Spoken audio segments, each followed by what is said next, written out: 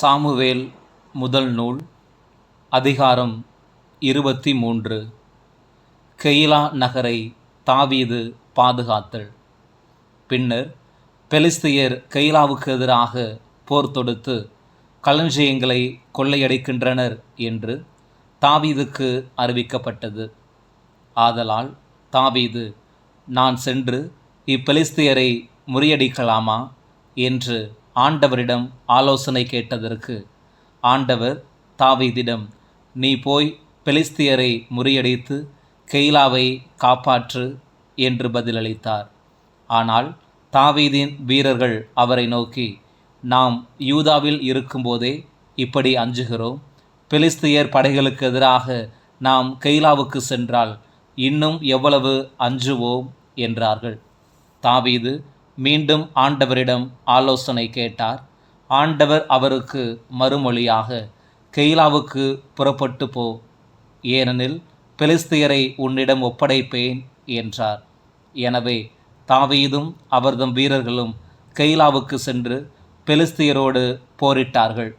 அவர் அவர்களுக்கு பேரிழப்பை உண்டாக்கி அவர்களின் கால்நடைகளை ஓட்டி சென்றார். இவ்வாறு தாவீது கெயிலாவாழ் மக்களை விடுவித்தார். அகிமெலக்கின் மகன் அபியாத்தார் தாவீதிடம் ஓடி வந்தபோது ஓர் ஏபோதை தம்முடன் எடுத்து வந்திருந்தார்.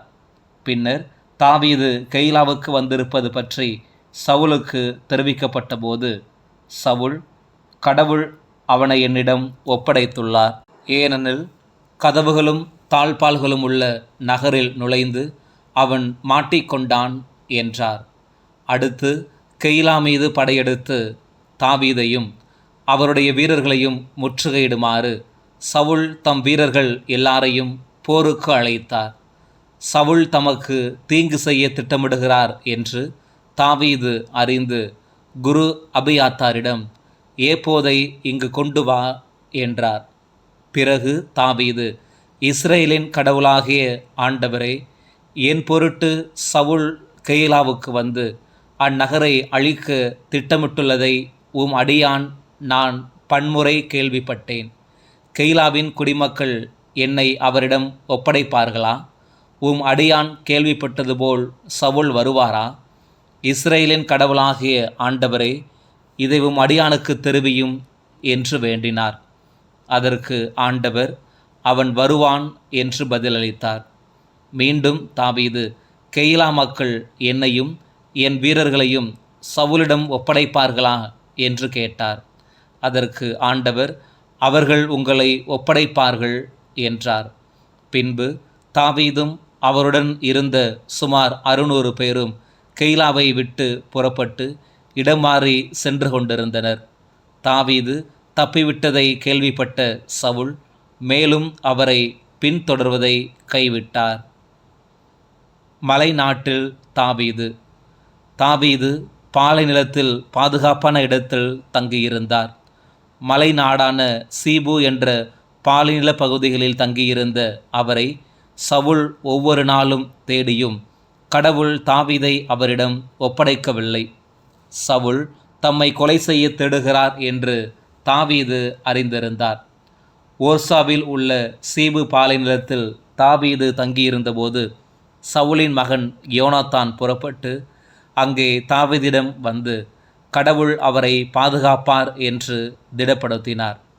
அவர் தாவீதிடம், அஞ்சாதே, என் தந்தை சவுல் உன்னை கண்டுபிடிக்க மாட்டார், நீ இஸ்ரேலுக்கு அரசனாவாய், அப்பொழுது நான் உனக்கு அடுத்த இடத்தை வகிப்பேன், என் தந்தை சவுல் கூட இதை அறிவார் என்றார்.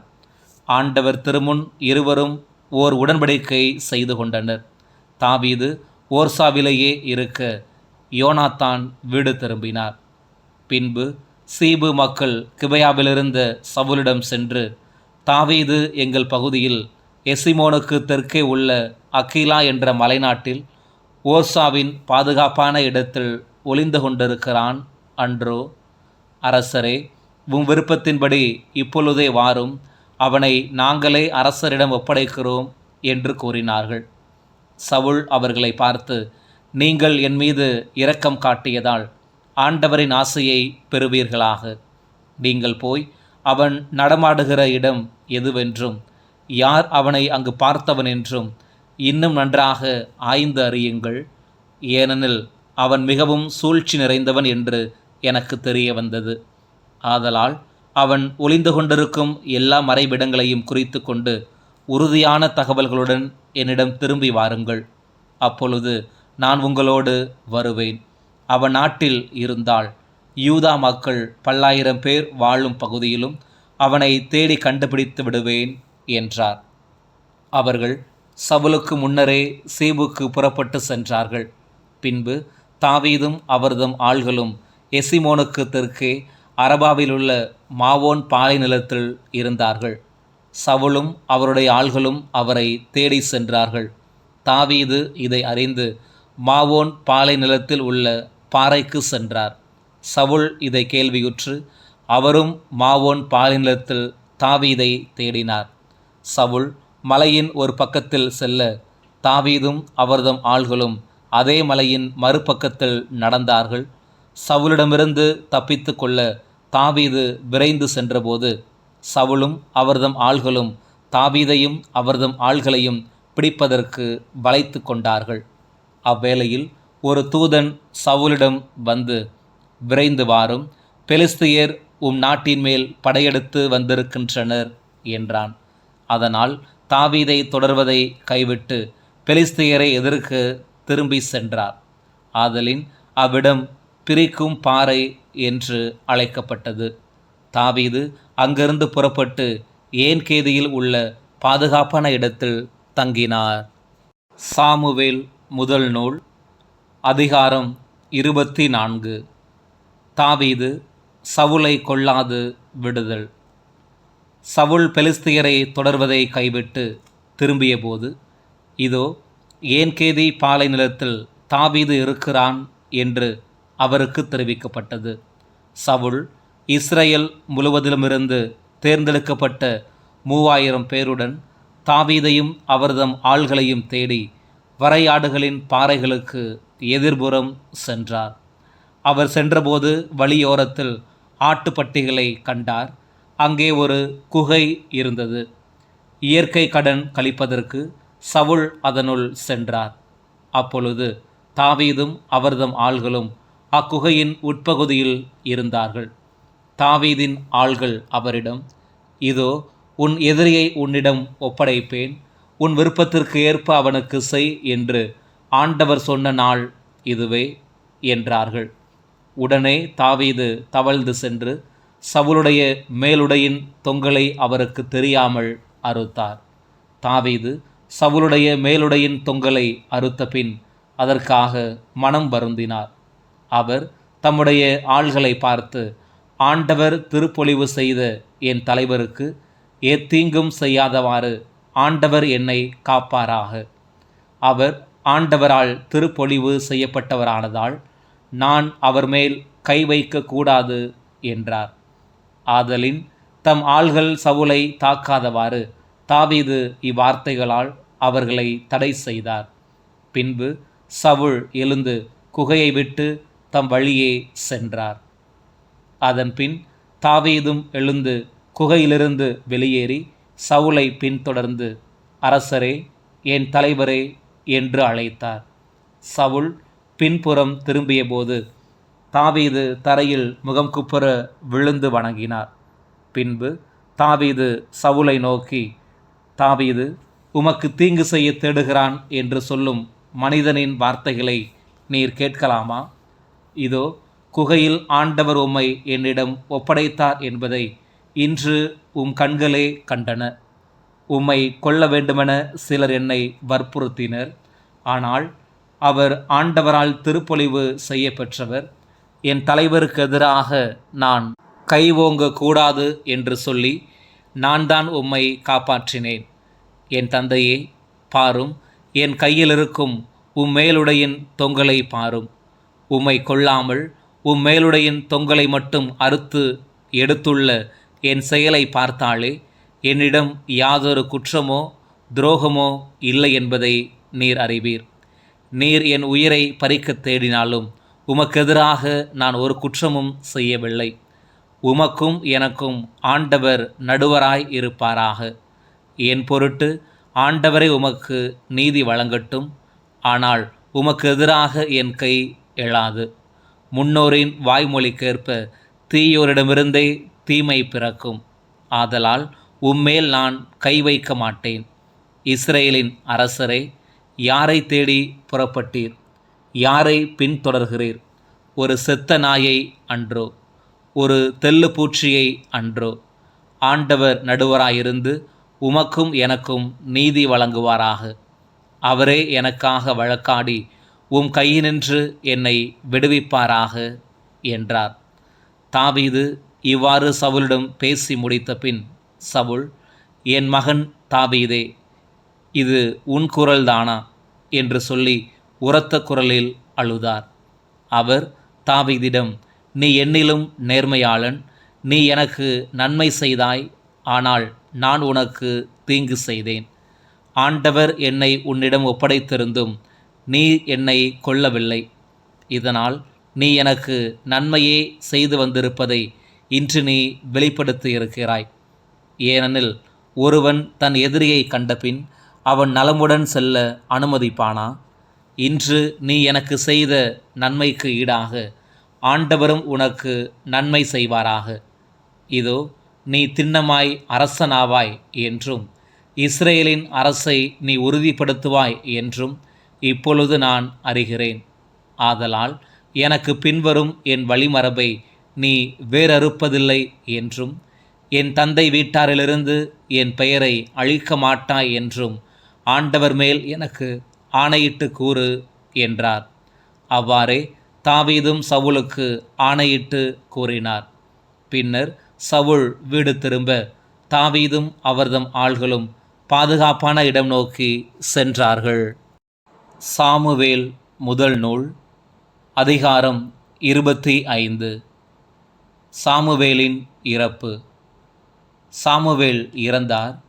இஸ்ரேலர் எல்லாரும் ஒன்று கூடி அவருக்காக துக்கம் கொண்டாடினர். பின்பு அவர்கள் அவரை ராமாவில் உள்ள அவரது இல்லத்தில் அடக்கம் செய்தார்கள். தாவீது புறப்பட்டு பாரான் பாலை நிலத்திற்கு சென்றார். தாவீதும் அபிகாயிலும்.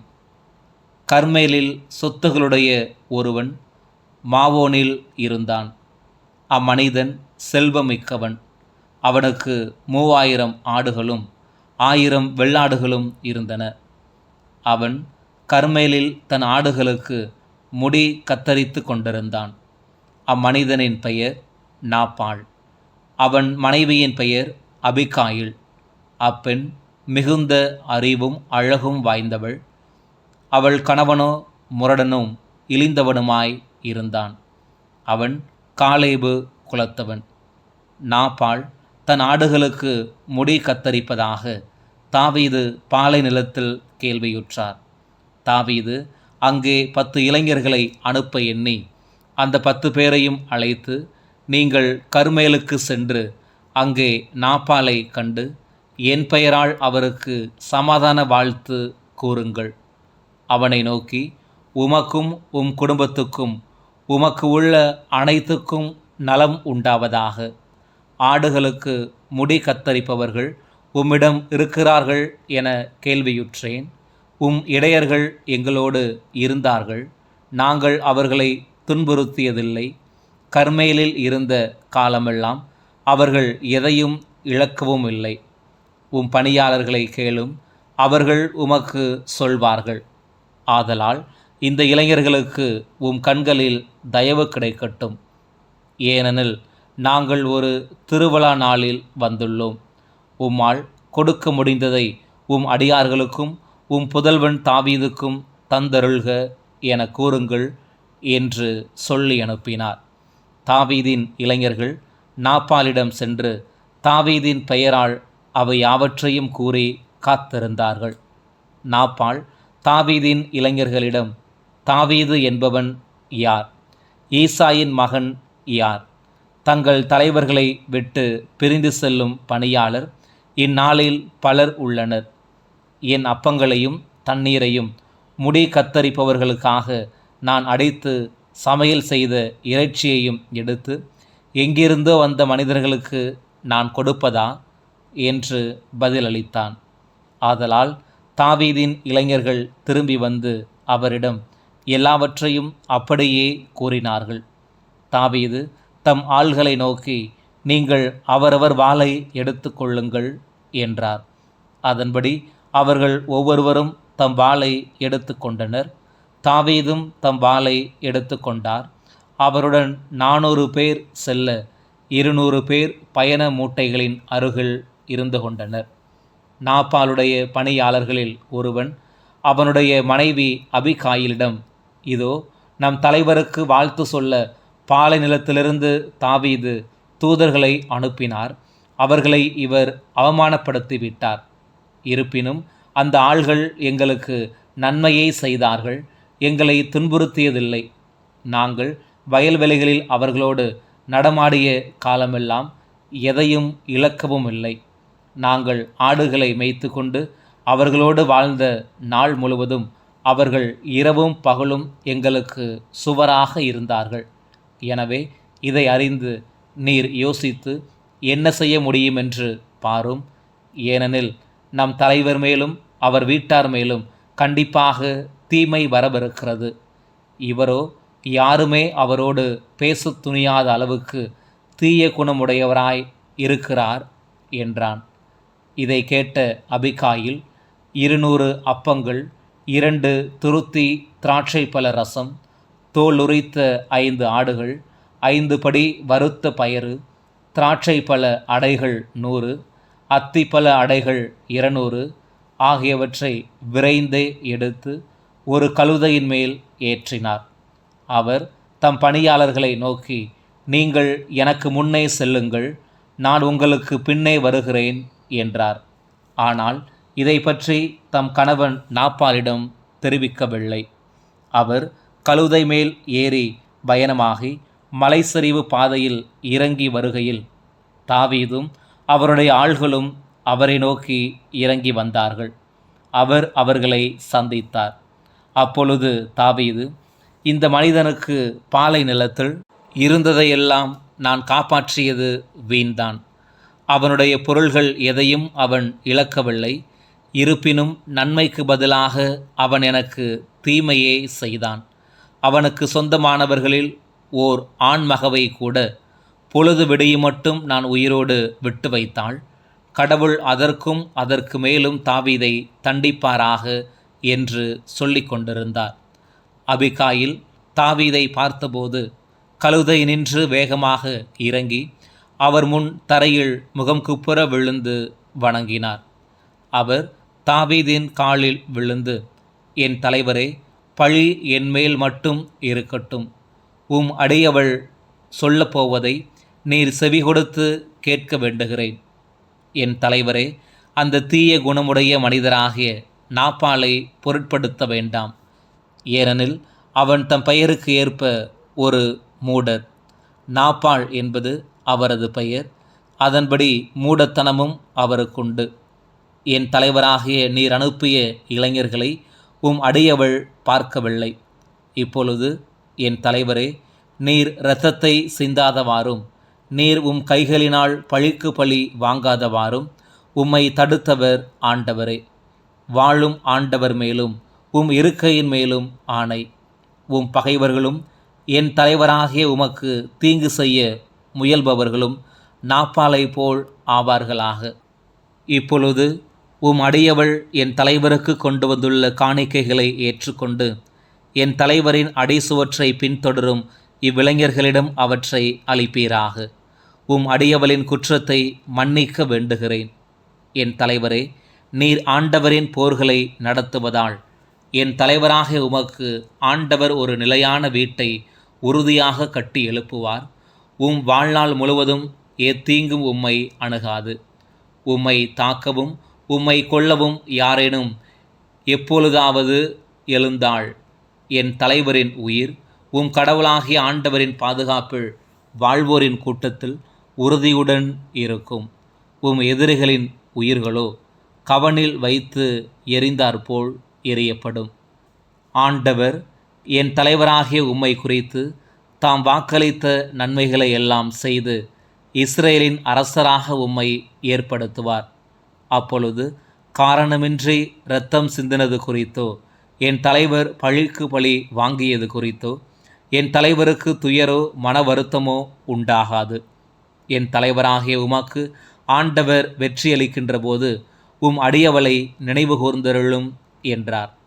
தாவீது அபிகாயிலை நோக்கி, இன்று உன்னை என்னிடம் அனுப்பிய இஸ்ரேலின் கடவுளாகிய ஆண்டவர் வாழ்த்த பெறுவாராக. சாமுவேல் முதல் நூல் அதிகாரம் 26. தாவீது சவுலை மீண்டும் கொள்ளாது விடுதல். பின்னர் சீபு மக்கள் கிபையாவிலிருந்த சவுலிடம் சென்று, தாவீது எசிமோனுக்கு எதிரே உள்ள அக்கிலா குன்றில் ஒளிந்திருக்கிறான் என்று கூறினார்கள். ஆதலால் சவுல் சீபு பாலை நிலத்தில் தாவீதை தேடுவதற்காக இஸ்ரேலில் தேர்ந்தெடுக்கப்பட்ட 3000 பேருடன் அதை நோக்கி புறப்பட்டு சென்றார். சவுல் எசிமோனுக்கு எதிரே சாலையோரம் இருக்கும் அக்கிலா குன்றின் மேல் பாசறை அமைத்தார். ஆனால் தாவீது பாலை நிலத்திலேயே இருந்தார். பாலை நிலத்தில் சவுல் தம்மை பின்தொடர்ந்து வருவதை அறிந்து தாவீது ஒற்றர்களை அனுப்பி சவுல் வந்தது உண்மைதான் என்று உறுதிப்படுத்தி கொண்டார். உடனே தாவீது எழுந்து சவுல் பாளையம் இறங்கியிருந்த இடத்திற்கே சென்றார். சவுலும் அவருடைய படைத்தலைவனும் நேரின் மகனுமான அப்னேரும் படுத்திருந்த இடத்தை பார்த்தார்.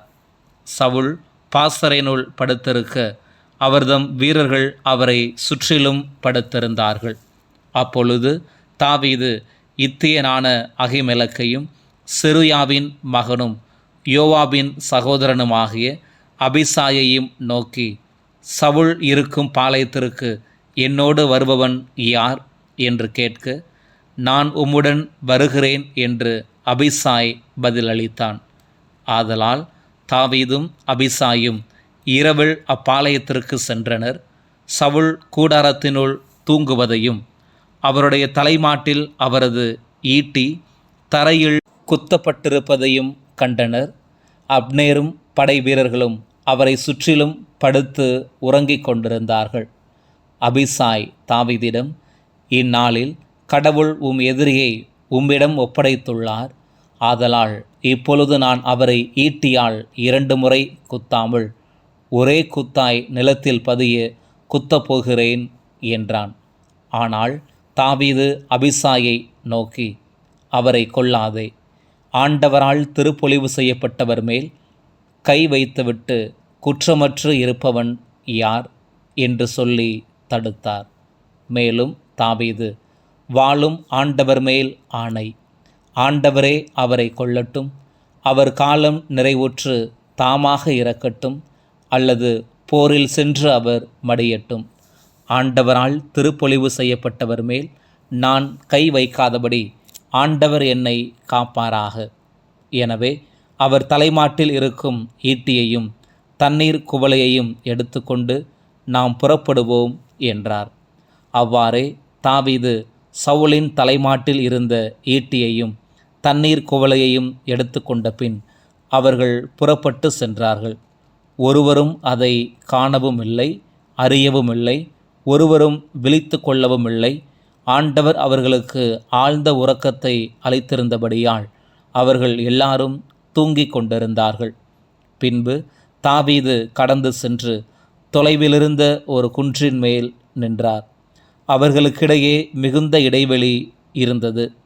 அங்கிருந்து படை வீரர்களையும் நேரின் மகன் அப்னேரையும் தாவீது கூப்பிட்டு, அப்னேர், நீ மறுமொழி சொல்ல மாட்டாயா என்று கேட்டார். அப்னேர் அதற்கு, அரசரை நேராக அழைக்கும் நீ யார் என்று கேட்டான். அப்போது தாவீது அப்னேரிடம், நீ வீரன் அல்லவா? இஸ்ரேலில் உனக்கு நிகரானவன் யார்? பின் ஏன் நீ உன் தலைவராகிய அரசரை விழித்திருந்து காக்கவில்லை? மக்களில் ஒருவன் உன் தலைவராகிய அரசரை கொல்ல அங்கு வந்தானே. நீ செய்த இச்செயல் சரியென்று. ஆண்டவரால் திருப்பொழிவு செய்யப்பட்ட உங்கள் தலைவரை நீங்கள் விழித்திருந்து காக்க தவறியதால் நீ சாவுக்குள்ளாவாய் என்று வாழும் ஆண்டவர் மேல் ஆணையிட்டு கூறுகிறேன். அரசரின் ஈட்டியும் அவர் தலைமாட்டிலிருந்த தண்ணீர் குவளையும் இப்பொழுது எங்கே உள்ளன என்று பார் என்றார். சவுல் தாவீதின் குரலை அறிந்து கொண்டு, என் மகன் தாவீதே, இது உன் குரல்தானா என்று கேட்க, அதற்கு தாவீது, என் தலைவராகிய அரசரே, இது என்னுடைய குரல்தான் என்றார். மீண்டும் அவர், என் தலைவராகிய நீர் உம் அடியானை இப்படி பின்தொடர்ந்து வருவது ஏன்? நான் என்ன செய்தேன்? என்னிடமுள்ள குற்றம்தான் என்ன? ஆதலால் இப்பொழுது அரசராகிய என் தலைவர் தம் அடியானின் வார்த்தைகளை கேட்பாராக. ஆண்டவர் உம்மை எனக்கு எதிராக ஏவி விட்டிருப்பின் அவர் என் பலியை ஏற்றுக்கொள்ளட்டும். மனிதர்கள் அப்படி செய்திருந்தால் அவர்கள் ஆண்டவர் திருமுன் சபிக்கப்படுவார்களாக. ஏனெனில் நீ சென்று வேற்று தெய்வங்களை வழிபடு என்று அவர்கள் கூறி, நான் ஆண்டவருடைய உரிமையில் பங்கு பெறுவதிலிருந்து என்னை இந்நாளில் துரத்திவிட்டார்கள். ஆதலால் ஆண்டவர் திருமுன்னிலைக்கு நெடுந்தொலைவில் உள்ள நிலத்தில் என் இரத்தம் சிந்தப்படாதிருக்கட்டும். ஏனெனில் மலைகளில் ஒரு கௌதாரியை வேட்டையாடுவது போல் இஸ்ரேலின் அரசர் ஒரு தெள்ளு பூச்சியை தேடி வந்துள்ளார் என்றார். அப்பொழுது சவுல், நான் பாவம் செய்துள்ளேன். என் மகன் தாவீதே, திரும்பி வா. என் உயிரை இன்று நீ இவ்வளவு மதித்தபடியால் இனி உனக்கு நான் எத்தீங்கும் செய்ய மாட்டேன். இதோ நான் மூடத்தனமாய் நடந்து பெரும் தவறு இழைத்துள்ளேன் என்றார். தாவீது மறுமொழியாக, அரசரே, உம் ஈட்டி இதோ உள்ளது. இளைஞரில் ஒருவன் இப்புறம் வந்து அதை கொண்டு போகட்டும். அவரவர் நீதிக்கும் உண்மைக்கும் ஏற்ப ஆண்டவர் ஒவ்வொருவருக்கும் கைமாறு அளிப்பார். இன்று ஆண்டவர் உம்மை என்னிடம் ஒப்படைத்தும் ஆண்டவரால் திருப்பொழிவு செய்யப்பட்டவர் மேல் நான் கை வைக்கவில்லை. இன்று உம் உயிர் என் கண்களில் மிகவும் மதிப்பு வாய்ந்ததாக இருந்தது போல் என் உயிரும் ஆண்டவர் கண்களுக்கு அருமையாய் இருப்பதாக. அவரே என்னை எல்லா இக்கட்டிலிருந்தும் விடுவிப்பாராக என்றார். அப்பொழுது சவுல் தாவீதை நோக்கி, என் மகன் தாவீதே, நீ ஆசி பெறுவாயாக. நீ பல காரியங்களை செய்வாய், அவை அனைத்திலும் வெற்றி பெறுவாய் என்று வாழ்த்தினார். பின்னர் தாவீது தம் வழியே செல்ல சவுல் தம் இருப்பிடம் திரும்பினார்.